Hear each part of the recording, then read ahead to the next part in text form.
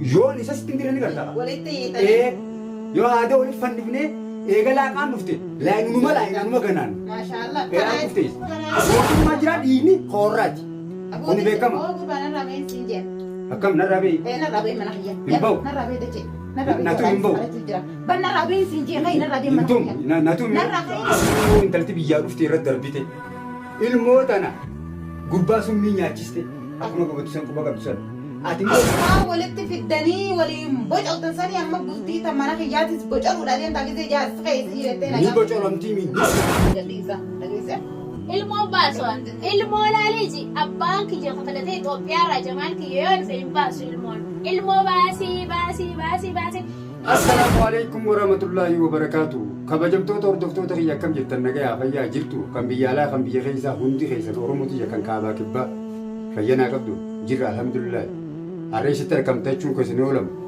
بكيني تركمو أبليتي جارتي مراد بريتنا مراد خجا جارتي سا ilmo fuutee dhabamsiistee isiirraan jechuudha. Ammoo wanni inni naan dhufeef akkuma agartan muraadishaa ilmoo isaa ta'a jaartiin taan irra darbitee deemtee feeruzaan jaartiin isaa obboleettii isii tarra guddoo irra darbitee obboleettii isii dhabamsiiste.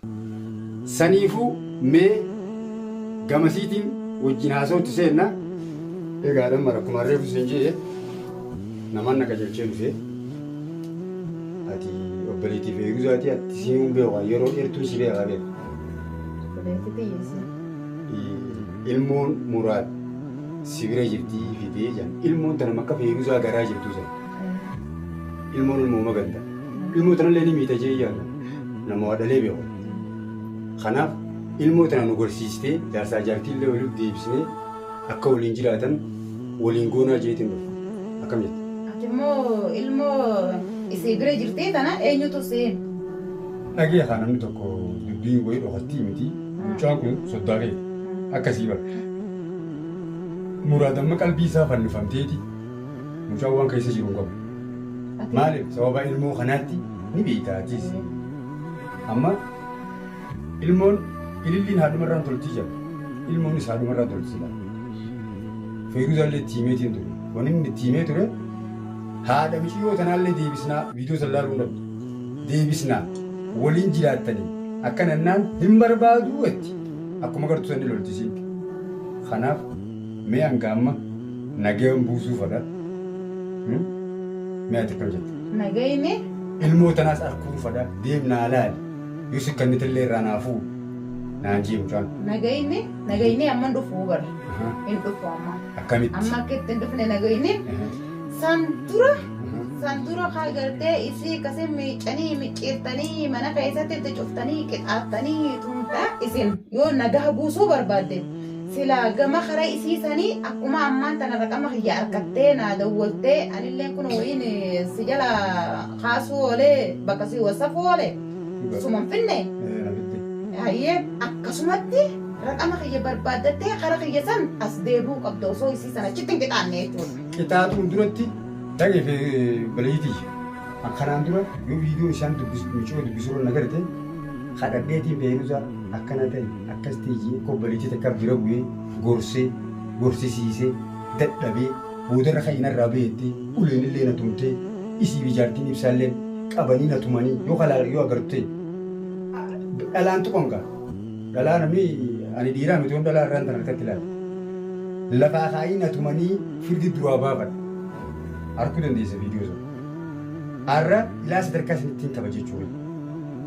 Ani amma har'aan tana dhufuun kiyya kunis tolumaaf hin dhufe daduma buusuudhaaf hin dhufe. Amma ati isiirra umriidhaan guddaati gusilaa. Isii tana gorsitee gamana deebistee nagaya walii goonee yoo jiraate yoo waliin jiraatan akkam jettaa teettuu hin dhufe.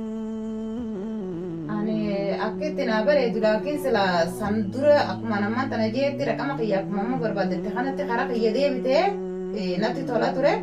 Amma immoo ani nagayni muraadii fi feeruzaa fi kana jidduutti gartee kaniin deebisu hin jiru. Dhagaye wanta kan siin jedha. Ati immoo isiirraa hinaafu hin deessa. Ati jaarsuma keetti irraa hinaafta malee ishii irraa hinaafuu hin dandeessu. Isirraan hinaafuu laakiin jecha isirratti raawwatame san gartee kaniin ijatti yaana garuu san saniititu na belbelchuu jira.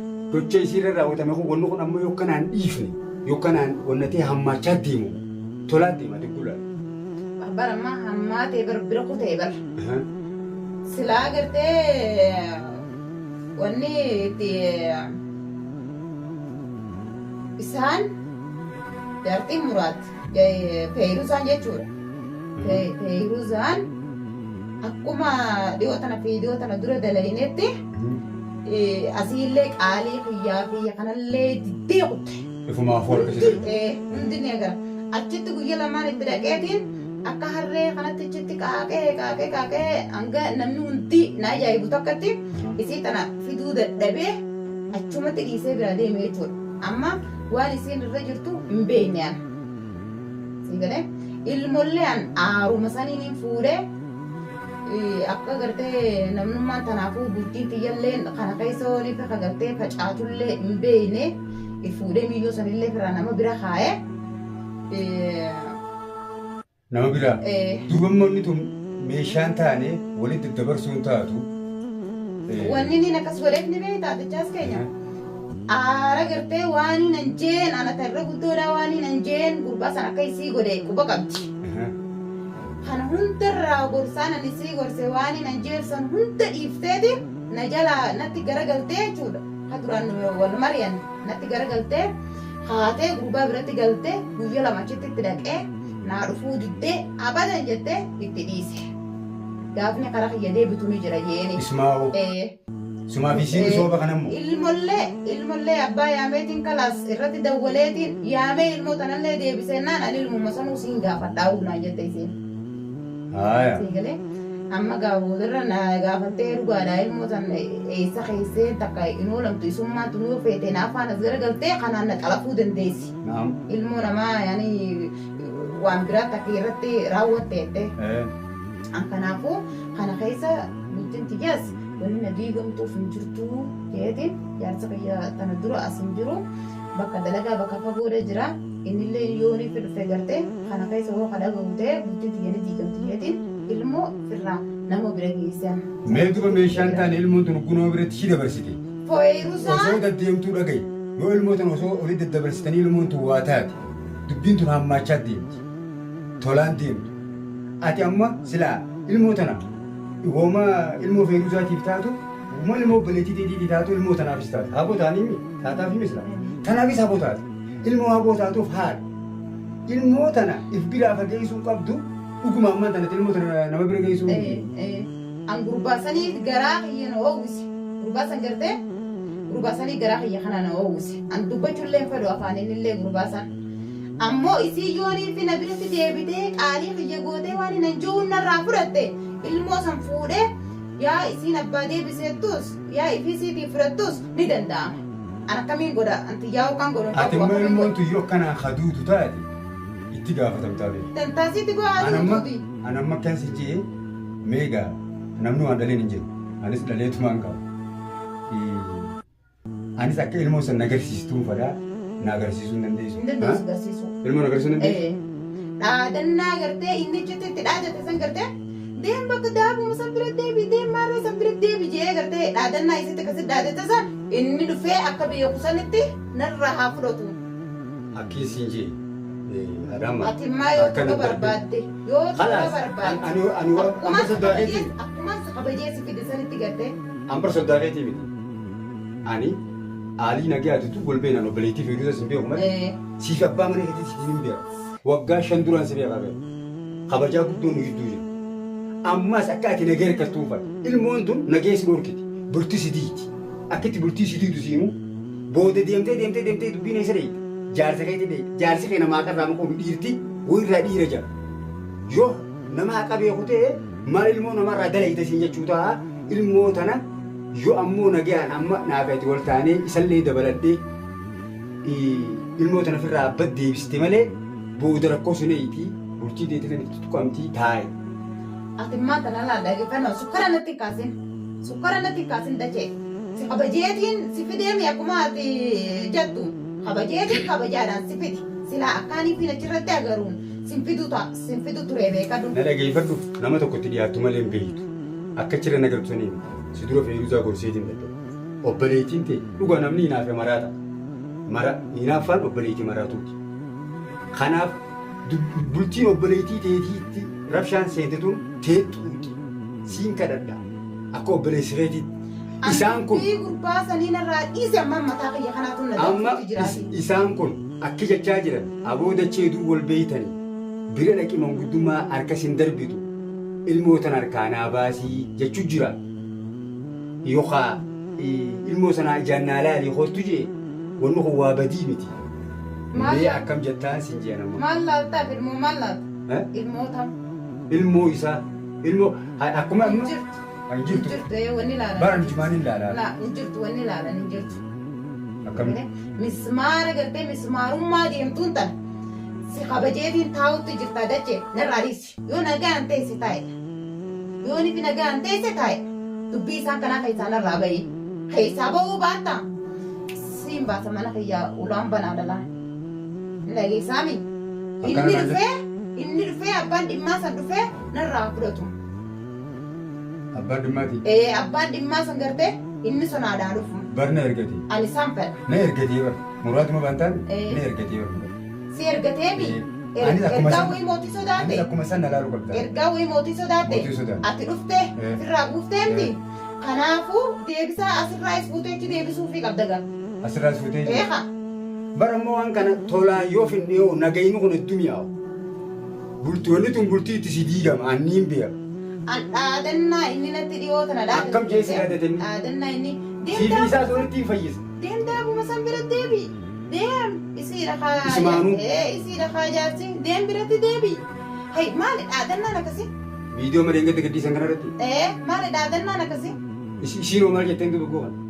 Ani maalitti beekaaf gaa isin maal jetti gaa harkaan itti jiraati harkaan akkana uurutaanii iyyisiisaanii dhahaa maal jetti isin taati azzabu jirtan sani siifiinni nu waliin achi azzabu jirtanii bal. Azzabuun isaa hayni abbaa fadhee sodaatu dhugaan siima. Hayni jiru ilmoo tana mucaan kun ilmoo intalti biyyaa dhufte irratti darbite ilmoo tana gurbaa summii nyaachiste akkuma gubatu san quba qabdu san ati immoo obboleessi keetii. Mucaan sana summii obaasaniitii siif ijaartiin ibsaa duugee dhiiga kan inni dhiqqisee san quba qabdi. Yoo obboleessa kee ta'e ni feeta waan hin feene namaan hin fadhan jaa. Dhugaa jiruun sitti himaa beeku. Dhugaan jiru kanuma. Haqa hin didine bishaan irra dhugu diduuf deemta. Dhugaa jiruun sitti hima. Ni fudha ilmoota haqa kana ni fudhatamoo fudhata. Hin fudhadhu goo ati immoo na azzabuudhaa dhufte. Si azzabuuni. Haqa isii achitti azzabdan sanitti. Ati azzabamuuf teeysa yoo ilmootana. Bakka ittiin deebisne ni azabamtaa ni azabamta. Sababa mana kiyya teessee inumaa ni azabamta naan jetta. Saba dhugaan jiru dhugaan bar bishaan irra dhugu dhugaan titin dhugaan mana keetii fi mana kiyya qabu. Haqni haqa qabu. Sukkara natti kaasin amma. Sukkara natti hin kaasiniif. Duraaniitu na keessa jirti. Madaan duraaniitu osoo na keessa jirtuuti amma dhuftee asii. Mee dhagaye haadha hammaan akka dhiiraa yaati. Akka dhalaatti yaadin. An dhiiraa miti reesila akka dhiiratti. Bultii obboleettii teetii kanaas nagaya goona. Bultii teetis nagaya goona. Ni facaati teetis tan mucoo tanaas ni facaati mucaa. Ilmoon tunis dhiini warra qaba. Haa facaatu lalala dhiini warra qaba. Ilmoon tun yoo xiqqisho akkana qommuutamte wallaahi dhiini kanan miitii beeka. Isiniyuu Feeruuzaadhaa fi Muraaduma sanuu akkanatti addaan facaasu jiru maal isiidha naan jettanii miti. Isin addaan facaasu jiru laaleetiin akkatti isin agarra.